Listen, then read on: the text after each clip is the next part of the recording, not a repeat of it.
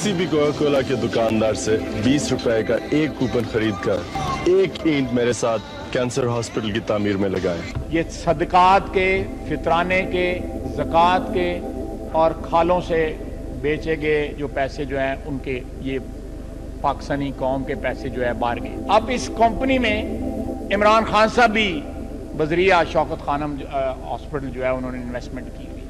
ये कहा कि ज़कात का पैसा इन्वेस्ट हुआ, इसमें सबसे बड़ा झूठ है।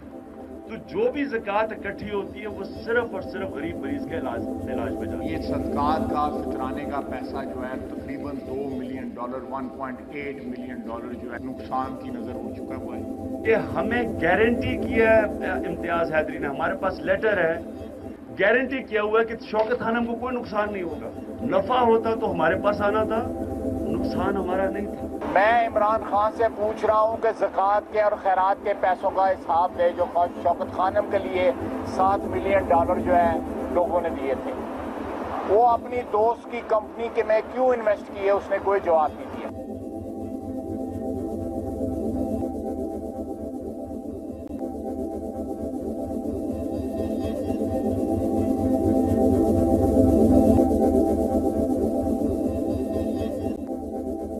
तहरीक इंसाफ के बानी चेयरमैन इमरान खान जो एक दौर में प्ले बॉय के तौर पर जाने जाते थे, जब उन्होंने अपनी वालदा शौकत खानम के नाम पर लाहौर में कैंसर का सबसे बड़ा अस्पताल बनाने के मंसूबे का ऐलान किया तो वो कौम के मसीहा बन गए।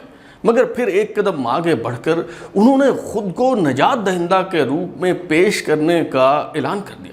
अगरचे माजी में वो कई बार वाज़े तौर पर ये कह चुके थे कि उनका सियासत में आने का कोई इरादा नहीं, मगर फिर उन्होंने इस हवाले से यू टर्न लेते हुए 25 अप्रैल 1996 को पाकिस्तान तहरीक इंसाफ के क़याम का ऐलान कर दिया। तो ये इल्ज़ामात सामने आने लगे कि शौकत खानम अस्पताल के लिए दिए जा रहे फंड्स दरअसल सियासत चमकाने के लिए इस्तेमाल हो रहे। सबसे पहले लाहौर के एक मशहूर वकील डॉक्टर अब्दुल बासित ने इमरान खान पर फंड्स में खुर्द बुर्द का इल्ज़ाम आयद किया।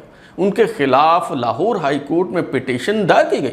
जस्टिस मुनीर शेख की सरबराही में 3 रुकनी बेंच ने इमरान खान के खिलाफ फैसला भी दे दिया, मगर उनकी शख्सियत का जादू पूरे चौबन पर था, इसलिए यह मामला आगे ना बढ़ सका। बादशाह डॉक्टर अब्दुल बासित एडवोकेट ने इस मौजू पर एक किताब लिखी, चंदा जोर। इन इल्ज़ामात की गूंज बाद में भी कई बार सुनाई देती रही।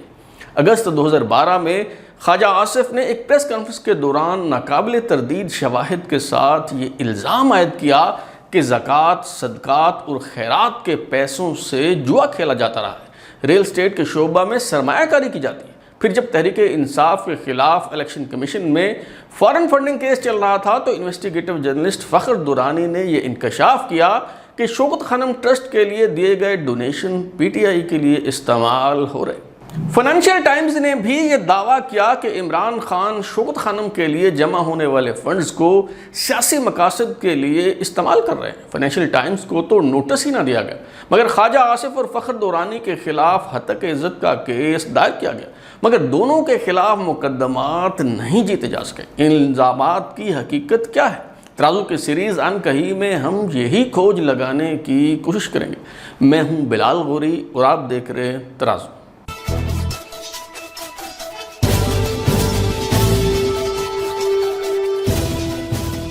जब इमरान खान ने लाहौर में Shaukat Khanam memorial cancer hospital बनाने का फैसला किया तो वज़ीर आला पंजाब मियां नवाज शरीफ ने इस फलाही मंसूबे के लिए 20 एकड़ ज़मीन अलाट कर दी और ज़ाती तौर पर अतिया भी दिया। यही वजह है कि 25 अप्रैल 1991 में जब शौकत खानम हॉस्पिटल की तामीर के लिए संगे बुनियाद रखने की तकरीब मुनक्किद हुई तो वज़ीर आज़म नवाज शरीफ को बतौर मेहमान खसूसी मदऊ किया गया।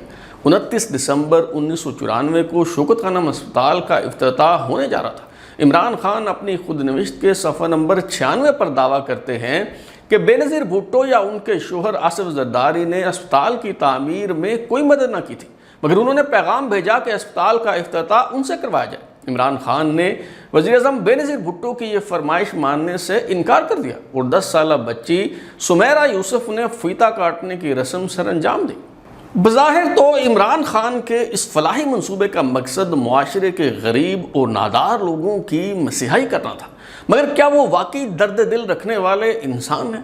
اس کا اندازہ آپ کو عمران خان کے دروازے پر دستک دینے والی ایک مجبور اور لاچار ماں کی روداد سے ہوگا۔ یہ واقعہ اخبارات میں رپورٹ ہو چکا ہے۔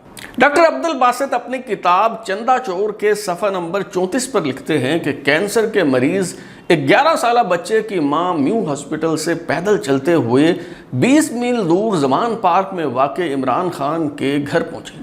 ڈاکٹروں نے اسے کہا تھا کہ اگر اس کے بیٹے کو 3000 کے 2 انجیکشن نہ لگے تو اس کی جان بچانا مشکل ہو جائے گا۔ اس عورت نے عظیم عمران خان اور کینسر کے خلاف اس کی مہم سے متعلق بہت کچھ سن رکھا تھا اور اسے بہت امید تھی کہ یہ رقم اسے مل جائے گی۔ رکشے والے زمان پارک تک 50 روپے سے کم پر آمادہ نہ ہوتے تھے، اس لیے اس نے پیسے بچانے کی خاطر پیدل چلنا گوارا کر لیا۔ جب وہ غریب عورت عمران خان کے گھر پہنچی تو لاکھوں منتوں سماجتوں کے باوجود اسے عمران خان سے نہیں ملنے دیا گیا۔ جب گھر کے ایک ملازم کو اس غریب عورت پر ترس آیا تو اس نے اس کی درد بھری داستان عمران خان کو جا کر سنائی۔ جب وہ نوکر واپس آیا تو اس کے ہاتھ میں صرف 20 روپے تھے اور ساتھ یہ پیغام بھی تھا کہ اگر میں پاکستان میں تمام کینسر کے مریضوں کے بل ادا کرنا شروع کر دوں تو پھر میرے پاس اپنے اسپتال کی تعمیر کے لیے کچھ نہیں بچے گا۔ سرطان کے مرض میں مبتلا بچے کی زندگی بچانے کے لیے 6000 روپے نہ دینے والے عمران خان جب 1994 کے آخر میں چندہ جمع کرنے نکلے تو لوگوں نے اپنا سب کچھ ان پر نچھاور کر دیا۔ 15 اکتوبر 1994 کو چھوٹے سے شہر ڈسکا سے شروع ہونے والی یہ چندہ مہم 29 شہروں تک پھیل گئی۔ عمران خان بذات خود اپنی کتاب میں اعتراف کرتے ہیں کہ مردوں نے اپنی قیمتی گھڑیاں جبکہ خواتین نے زیورات مجھ پر پھینکے۔ 6 ہفتوں پر محیط یہ ایک تھکا دینے والا سفر تھا، لیکن جب ہم لوٹ کر آئے تو ہمارے پاس $50 لاکھ تھے۔ یہ ہمیں عام پاکستانیوں نے دیے تھے جن سے کبھی کوئی امید نہ رکھی گئی، جن پر کبھی کسی نے بھروسہ نہ کیا۔ 14 اپریل 1996 کو لگ بھگ 12:24 پر شوکت خانم میموریل ہاسپٹل میں بم دھماکہ ہوا۔ کمرہ انتظار میں کرسی کے نیچے رکھا گیا بم پھٹنے سے 7 افراد جاں بحق ہوئے اور 35 لوگ زخمی ہو گئے۔ وزیر اعظم بینظیر بھٹو دھماکے کے بعد جائے حادثہ کا جائزہ لینے کے لیے شوکت خانم ہسپتال پہنچی اور اس بم دھماکے پر افسوس کا اظہار کیا۔ اس بم دھماکے کے 11 دن بعد ہی عمران خان نے پاکستان تحریک انصاف کے قیام کا اعلان کر کے اپنے سیاسی سفر کا آغاز کر دیا۔ بطور کرکٹر ورلڈ کپ جیتنے والے عمران خان قوم کے ہیرو تھے تو شوکت خانم ہسپتال بنا کر وہ سب کے مسیحا بن گئے، مگر اب سیاست کے میدان میں قدم رکھنے کے بعد وہ ملک و قوم کے نجات دہندہ بننا چاہ رہے تھے، مگر سیاست میں آنے سے پہلے ہی ان پر یہ الزامات لگنا شروع ہو چکے تھے کہ وہ زکوٰۃ، صدقات اور خیرات کے پیسوں سے گلچھرے اڑا رہے ہیں اور ان فنڈز کا غلط استعمال ہو رہا ہے۔ وکلا محاذ نامی تنظیم کے سربراہ ڈاکٹر عبد الباسط ایڈوکیٹ جو 4 برس قبل فوت ہو چکے ہیں، انہوں نے سب سے پہلے عمران خان پر شوکت خانم ہسپتال کے لیے جمع کیے گئے چندے میں خرد برد کا الزام عائد کیا اور ان کے خلاف لاہور ہائی کورٹ میں پٹیشن دائر کی۔ وہ اپنی کتاب چندہ خور کے صفحہ نمبر 19 پر لکھتے ہیں، اپریل 1996 میں کینسر ہسپتال میں ایک بڑا بم دھماکہ ہوا جس سے ہسپتال کو کافی نقصان پہنچا۔ اس دھماکے نے عمران خان کو یہ موقع فراہم کیا کہ وہ ہسپتال کو بند کر کے اکٹھے ہونے والے چندے کو اپنے سیاسی مقاصد کے لیے استعمال کر سکے۔ اس لیے تحریک انصاف وجود میں آئی۔ ہسپتال کی تعمیر کے بعد عمران خان کئی دفعہ یہ دھمکی دے چکے تھے کہ اگر حکومت زکوٰۃ فنڈ کی ایک بڑی رقم انہیں باقاعدگی سے پیش نہیں کرتی تو ہسپتال کو بند کر دیں گے۔ کینسر ہسپتال کو چلانا کافی مہنگا کام ہے اور اس صورت میں یہ اور بھی مہنگا ہو جاتا ہے جب غریب لوگوں کو یہ امید ہو کہ ان کا علاج مفت ہوگا۔ اسی احساس کی وجہ سے عمران خان اپنی رسیاں توڑ کر آزاد ہونا چاہتے تھے اور بالآخر وہ اس میں کامیاب ہو گئے۔ ڈاکٹر عبد الباسط ایڈوکیٹ کی طرف سے نہایت سنگین نوعیت کے الزامات عائد کیے گئے۔ ان کی طرف سے کہا گیا کہ عمران خان نے دراصل 2 ارب روپے جمع کیے ہیں اور اسپتال پر صرف 20 کروڑ روپے خرچ کیے گئے۔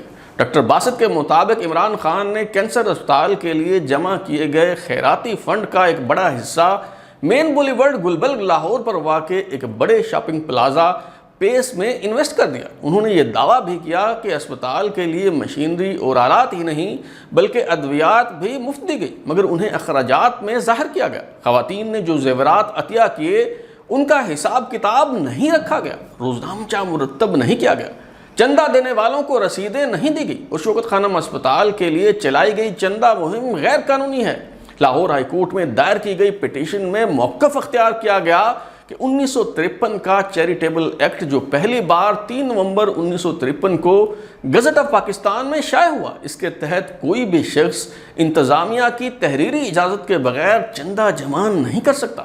یہ اعتراض بھی کیا گیا کہ شوکت خانم میموریل سوسائٹی سوسائٹیز ایکٹ کے تحت رجسٹر کروائی گئی، مگر شوکت خانم میموریل ٹرسٹ کا نام استعمال کیا جا رہا ہے، حالانکہ سوسائٹی اور ٹرسٹ میں بہت فرق ہوتا ہے۔ ڈاکٹر عبد الباسط ایڈوکیٹ اپنی کتاب چندہ خور میں اس پٹیشن کی تفصیل بیان کرتے ہوئے صفحہ نمبر 47 پر لکھتے ہیں، اس بات کے شواہد مل چکے ہیں کہ خیراتی فنڈ کنٹرول کرنے کے لیے جو ادارہ تشکیل دیا گیا وہ ٹرسٹ کی شرائط پر پورا نہیں اترتا۔ یہ ایک ایسی سوسائٹی ہے جس میں تمام تر اختیارات خان فیملی یعنی عمران خان، ان کی بہنوں، والد اور ان کے رشتہ داروں کے پاس ہے۔ سوسائٹی کے میمورینڈم کو دیکھا جائے تو بورڈ میں عمران خان، ان کے والد اکرام اللہ خان نیازی، ان کی ہمشیرہ علیمہ خانم، ڈاکٹر عظمیٰ احد ملک، دیگر بہنیں، ان کے خاوند اور ان کی اولادوں کے نام نظر آتے ہیں۔ ڈاکٹر باسط ایڈوکیٹ آگے چل کر صفحہ نمبر 82 پر لکھتے ہیں کہ خود عمران خان بھی تسلیم کرتے ہیں اور ان کا کہنا ہے کہ عورتوں نے اپنے زیورات اتار کر ڈھیر لگا دیا، جسے بوری میں بھر کر وہاں سے لے جایا گیا۔ ان چیزوں کی مارکیٹ میں مالیت کا اندازہ لگانے کے لیے کوئی ریکارڈ نہیں رکھا گیا۔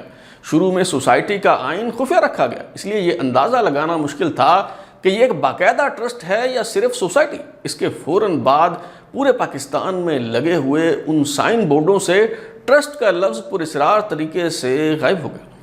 جناب عمران خان اپنی خود نوشت میں ان الزامات کا ذکر کرتے ہوئے صفحہ نمبر 124 پر لکھتے ہیں کہ سرکاری صحافیوں نے اچانک میرے خلاف شرمناک مہم شروع کر دی۔ اسپتال کھلنے کے 1 ماہ بعد مجھ پر خرد برد کا الزام لگا دیا گیا۔ لاہور ہائی کورٹ میں مجھے گھسیٹ لیا گیا۔ یہ محض اتفاق نہ تھا کہ میرے خلاف کیے جانے والے مقدمے کے لیے ٹھیک وہ وقت چنا گیا جب رمضان المبارک میں زکوٰۃ کی مہم شروع ہونے والی تھی۔ منصوبہ واضح تھا، اگر ہم مناسب رقم جمع ہونے سے پہلے مریضوں کا مفت علاج شروع کر دیتے تو دیوالیہ ہو جاتے۔ آپ نے پنجابی کی وہ کہاوت تو سنی ہوگی، گرا گدھے سے غصہ کمہار پر۔ عمران خان کے اس موقف پر بھی یہ بات صادق آتی ہے، کیونکہ ان پر چندہ چور کا الزام کسی صحافی نے نہیں بلکہ وکلاء کی تنظیم نے لگایا، اور ڈاکٹر عبد الباسط ایڈوکیٹ یہ مقدمہ ہائی کورٹ لے کر گئے۔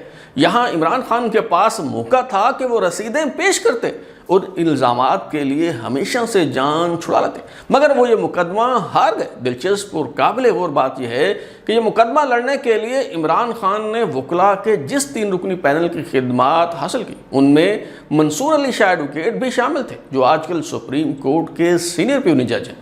پہلے تو عمران خان کے وکلاء نے ٹیکنیکل گراؤنڈز پر اس پٹیشن سے جان چھڑوانے کی کوشش کی اور موقف اختیار کیا کہ درخواست گزار کو وکلاء فورم کی طرف سے یہ پٹیشن دائر کرنے کا اختیار نہیں دیا گیا۔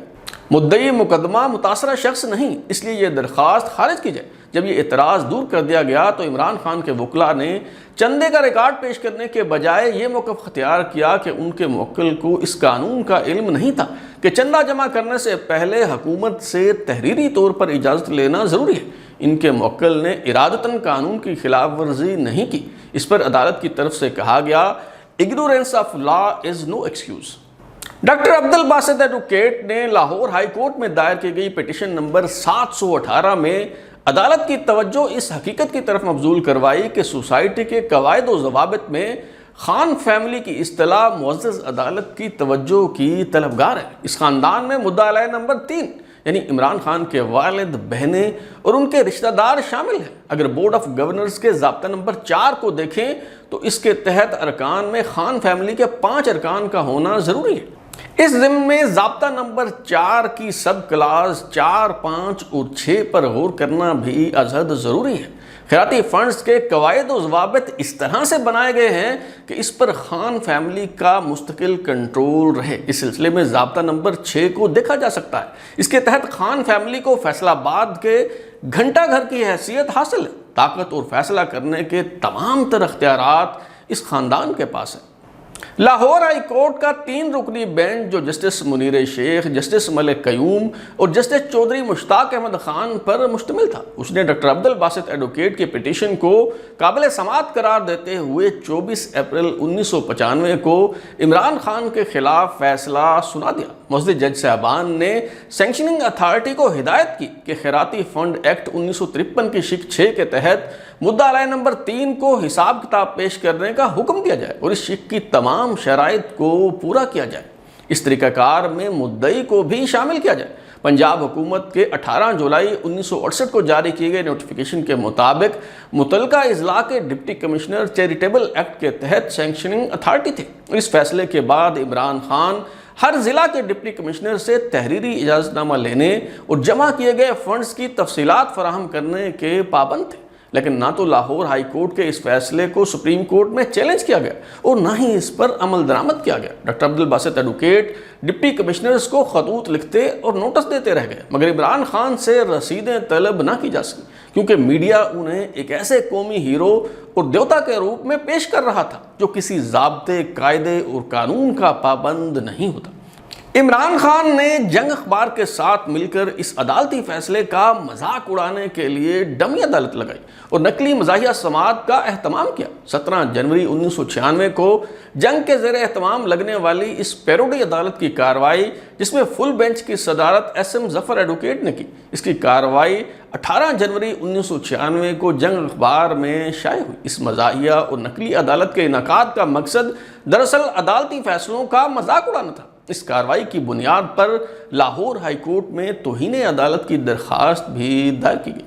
इमरान खान का सबसे बड़ा कारनामा ख्याल किए जाने वाले शौकत खानम कैंसर हॉस्पिटल और दीगर फलाही इदारों की हकीकत बयान करने का सिलसिला जारी है। बाकी तफसीलात मालूम हो सकेंगी आइंदा एक साथ में। अब तक के लिए इतना ही।